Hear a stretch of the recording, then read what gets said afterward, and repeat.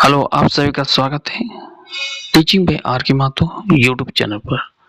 इस चैनल पर पहली बार विजिट कर रहे हैं तो वीडियो को लाइक शेयर एंड सब्सक्राइब जरूर कर लीजिएगा ताकि नोटिफिकेशन स्टेट या सेंट्रल गवर्नमेंट का कोई भी नोटिफिकेशन आए सबसे पहले आप तक पहुंचेगा। वीडियो को अपलोड होते ही सबसे पहले आप तक पहुंच जाएगा, इसलिए नोटिफिकेशन ऑन कीजिएगा, सब्सक्राइब कीजिएगा, लाइक कीजिएगा। अपने इंस्टाग्राम, फेसबुक, व्हाट्सएप जो भी आप लोग चलाते हैं वीडियो को फैला दीजिएगा ताकि सभी तक इन्फॉर्मेशन पहुंचे, सभी तक वीडियो पहुंचे और सभी का हेल्प हो। उम्मीद करता हूं कि आप लोग शुरू से लेकर अंत तक जरूर वीडियो को देखिएगा। बात करेंगे बंगाल टीचर वेस्ट बंगाल शिक्षक भर्ती 2025 जो विज्ञापन निकला था उसको लेकर आप लोग कितना सीरियस हैं। और जैसे कि एग्ज़ाम भी डेट निकल चुकी है, क्लास 9 और 10 का एग्ज़ाम का डेट जो है 7 सितंबर को होने वाला है। और जो भी क्लास 12th का जो एग्ज़ाम देने वाले हैं यानी प्लस 2 टीचर के लिए जो आवेदन किए हैं उसका जो एग्ज़ाम है वो 14 सितंबर को होने वाली है। अभी हम लोग क्लास 9th एंड 10th का रिवीजन बैच हम लोग लेके आए हैं।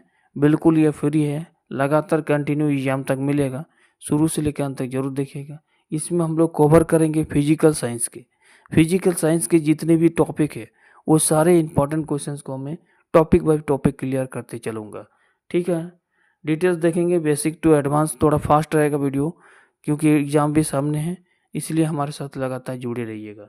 तो पहला टॉपिक जो देखेंगे फिजिकल साइंस में वो है एटॉमिक स्ट्रक्चर। जी हाँ, एटॉमिक स्ट्रक्चर। तो आप लोग पेन और कॉपी लेके रेडी रहिएगा, नोट करते रहिएगा इंपॉर्टेंट जो भी होगा। और किसी प्रकार का यदि नोट चाहिए तो नीचे दिए कमेंट पर लिखिएगा, व्हाट्सएप माध्यम से हम भेज देंगे। ठीक है, तो चलिए बात करते हैं, डिटेल्स डिस्कस करते हैं एटॉमिक स्ट्रक्चर। तो हम लोग टॉपिक लेंगे केमिस्ट्री में। ठीक है, केमिस्ट्री को सबसे पहले हम लोग टॉपिक जो है वो कवर करने वाले एटॉमिक स्ट्रक्चर। एटॉमिक स्ट्रक्चर होता क्या है ये चीज़ आप लोग सबसे पहले जानिए। ठीक है, atomic structure. An atom is the smallest particles. Atom क्या है, एक बहुत छोटी से पार्टिकल्स होता है, बहुत छोटा सा कण होते हैं ऑफ एन एलिमेंट, यानी एक एलिमेंट का सबसे छोटा पार्टिकल्स होते हैं that has all the chemical property of that element. ठीक है, क्लियर है। Atom are made of 3 types of substance. Atom जो बने होते हैं वो 3 पदार्थों से मिलकर बने होते हैं। ये जो पार्टिकल्स की बात करेंगे, इस कण की बात करेंगे जिससे वह एटम्स यानी परमाणु बने होते हैं। ठीक है, तो ये जो होते हैं प्रोटॉन से बने होते हैं, न्यूट्रॉन से बने होते हैं और इलेक्ट्रॉन से बने होते हैं। ठीक है, तो ये चीज़ आप लोग याद रखिएगा, प्रोटॉन, न्यूट्रॉन और इलेक्ट्रॉन्स। अब प्रोटॉन, न्यूट्रॉन और इलेक्ट्रॉन होते क्या है, ठीक है, इसको बारे में हम लोग डिटेल से देखेंगे नीचे में। ठीक है, यहाँ पर देखेंगे इसका प्रॉपर्टी ऑफ सब एटॉमिक पार्टिकल्स। सब एटॉमिक पार्टिकल्स जो उप परमाणु कण होते हैं उसके क्या गुण होते हैं, जैसे इलेक्ट्रॉन्स का क्या गुण होगा, क्या प्रॉपर्टी होगा, इलेक्ट्रॉन्स का, प्रोटॉन्स का क्या प्रॉपर्टीज़ होगा, न्यूट्रॉन्स का क्या प्रॉपर्टीज़ होगा। प्रॉपर्टीज़ करने का मतलब होता है कि इलेक्ट्रॉन्स का चार्ज कितना होगा, इलेक्ट्रॉन्स का मास कितना होगा, प्रोटॉन का चार्ज क्या होगा, प्रोटॉन का मास कितना होगा, न्यूट्रॉन का चार्ज कितना होगा, मास कितना होगा न्यूट्रॉन का। तो ये जो तीनों पार्टिकल्स देख रहे हैं, चाहे वो अब हम बात करें, चाहे हम प्रोटॉन का बात करें, इलेक्ट्रॉन का बात करें या न्यूट्रॉन का बात करें, ये जो तीनों का जो प्रॉपर्टी देख रहे हैं, ये तीनों प्रॉपर्टी में सबका जो चार्ज होता है वो अलग अलग होता है। ठीक है, तीनों प्रॉपर्टी का जो चार्ज होता है वो अलग अलग होता है।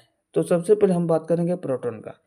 तो प्रोटॉन का जो चार्ज होता है वो +1 होता है, ध्यान रखिएगा।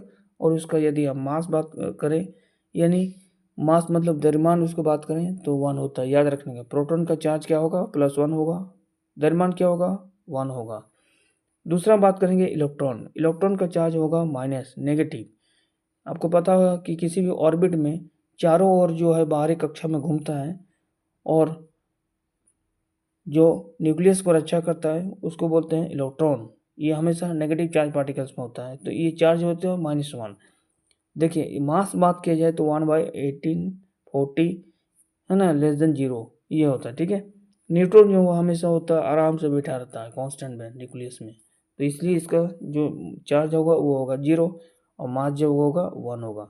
यानी प्रोटॉन यानी यदि हम बात करें कि प्रोटॉन और न्यूट्रॉन, ये प्रोटॉन और न्यूट्रॉन का दोनों का जो मास देखा है यहाँ पर जाए तो दोनों का मास इक्वल होता है। एग्जाम में कई बार पूछता है कि कौन दो पार्टिकल्स का मास जो होता है वो इक्वल होता है, तो ध्यान रखना प्रोटॉन और न्यूट्रॉन का जो मास होगा वो बराबर होगा, यानी एक होगा। ठीक है, ध्यान रखिएगा प्रोटॉन और न्यूट्रॉन का। क्लियर है। अब इसमें ऐसे सवाल पूछेगा कि कौन सा ऐसा चार्ज है, कौन सा ऐसा पार्टिकल है जिसका चार्ज 0 होता है, तो न्यूट्रॉन का क्या चार्ज होता है, 0 हो जाता है। क्लियर है, तो ये चीज़ आप लोग याद रखिएगा। आगे हम लोग बढ़ते हैं। आगे हम लोग देखेंगे तो महत्वपूर्ण बिंदु पर चर्चा करेंगे, जैसे the unit of mass use to describe atomic particles is the atomic mass unit, जिसको बोलते हैं AMU, atomic mass unit.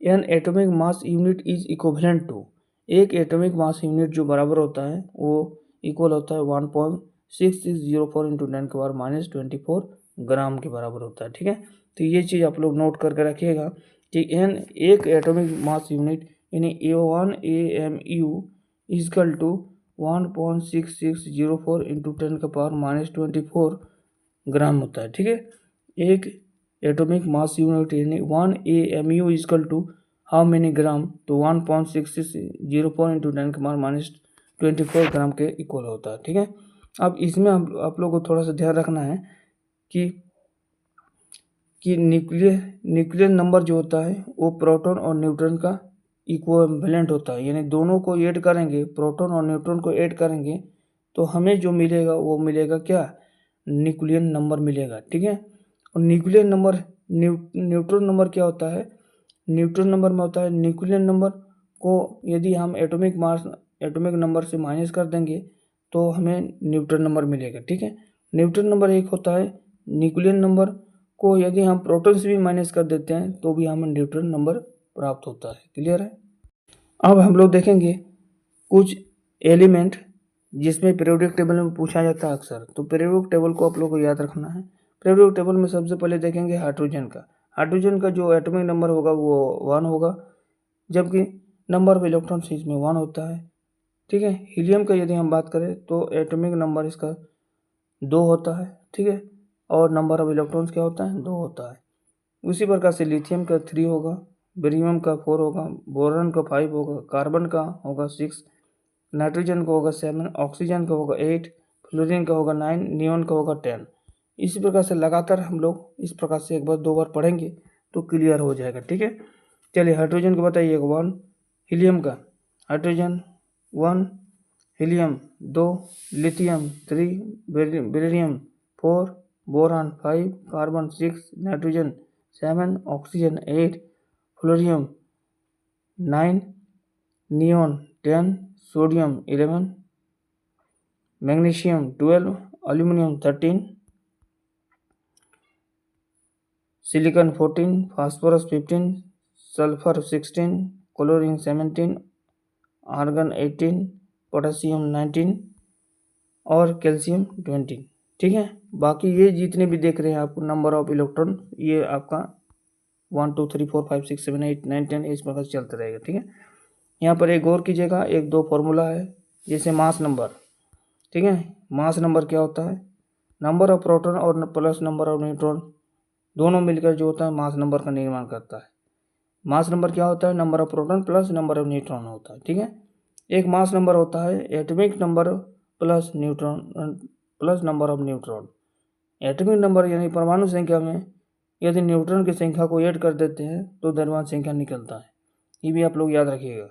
Atomic number में यदि नंबर ऑफ न्यूट्रॉन की संख्या को ऐड कर देंगे तो मास नंबर निकलता है, और नंबर ऑफ प्रोटॉन में यदि नंबर ऑफ न्यूट्रॉन को ऐड कर देते हैं तो भी मास नंबर निकलता है। ये दोनों फार्मूला याद रखिएगा। ठीक है, ये दोनों फार्मूला याद रखिएगा, बाकी पार्ट जल्दी आएगा। ठीक है, next part coming soon. Okay.